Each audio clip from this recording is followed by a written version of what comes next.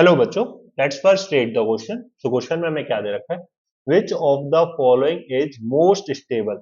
तो इनमें से कौन सा मोस्ट स्टेबल है आपका, तो ये आपसे पूछ रहा है बच्चों। तो मोस्ट स्टेबल बताने के लिए हमारे पास क्या है कि भाई यहाँ पे कार्बोकैटायन है, ये भी कार्बोकैटायन है, यहाँ पे हमारे पास एक नॉर्मल सिस्टम है बच्चों, है ना। यहाँ पे क्या है, लोन पेयर की फॉर्म में पड़ा हुआ है एंड यहाँ पे इस तरीके से साइक्लिक सिस्टम है। ठीक है बच्चों, सबसे पहले अगर हम देखें एक ही बात करते हैं तो एक एक केस में हमारे पास क्या है कि भाई ये हमारे पास ये हुआ एंड ये पॉजिटिव चार्ज।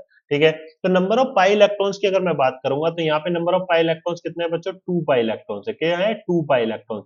तो किसको फॉलो कर रहा है? 4n+2 पाई इलेक्ट्रॉन रूल को फॉलो कर रहा है। ठीक है, किसको? 4n+2 पाई इलेक्ट्रॉन रूल को फॉलो कर रहा है। सभी कार्बन क्या sp2 हाइब्रिडाइज्ड है। ठीक है, एंड क्लोज लूप की फॉर्मेशन बिल्कुल हो रही है। मॉलिक्यूल प्लेनर है, बिल्कुल है। ठीक है बच्चों, तो ये आपकी सारी चीजें सही है, बिल्कुल सही बात है। ठीक है, अब ये चीज तो आपको क्लियर हो गई, बिल्कुल क्लियर हो गई बच्चों। तो अब नेक्स्ट अगर हम यहाँ पे देखेंगे तो अब ये क्या हो गया, तो ये हमारा कंपाउंड क्या बन गया? एरोमेटिक नेचर का हो गया।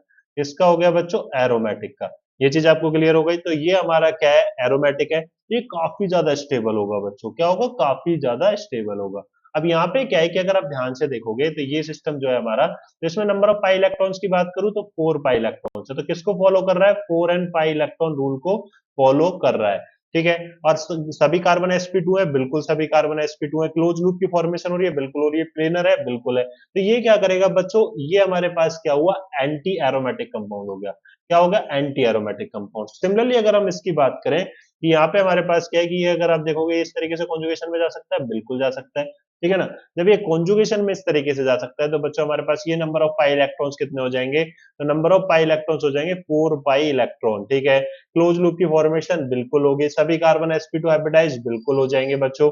ठीक है, मॉलिक्यूल प्लेनर बिल्कुल होगा। तो ये भी हमारा क्या होगा? एंटी एरोमेटिक होगा। क्या होगा? Anti aromatic. अब यहाँ पे क्या है, नंबर ऑफ पाई इलेक्ट्रॉन्स की बात करें 4 पाई इलेक्ट्रॉन है, बट यहाँ पे जो एक कार्बन है, ये दोनों कार्बन क्या है? sp3 नेचर के sp3 हाइब्रिडाइज्ड है बच्चों। क्यों है sp3 हाइब्रिडाइज्ड? क्योंकि ये हमारे पास क्या कर रहे हैं? 4 सिंगल बॉन्ड की फॉर्मेशन कर रहे हैं, तो sp3 हाइब्रिडाइज्ड है। क्योंकि स्टेरिक नंबर क्या निकल कर आता है? यहाँ पे 4 निकल कर आता है। तो ये हमारा किस में आ गया बच्चों? नॉन एरोमेटिक के केस में। तो ये एरोमेटिक, ये एंटी, ये नॉन एरोमेटिक। तो जो सबसे ज्यादा स्टेबल होगा वो कौन सा होगा? एरोमेटिक सबसे ज्यादा स्टेबल होगा। तो ऑप्शन ए क्या हो जाएगा बच्चों?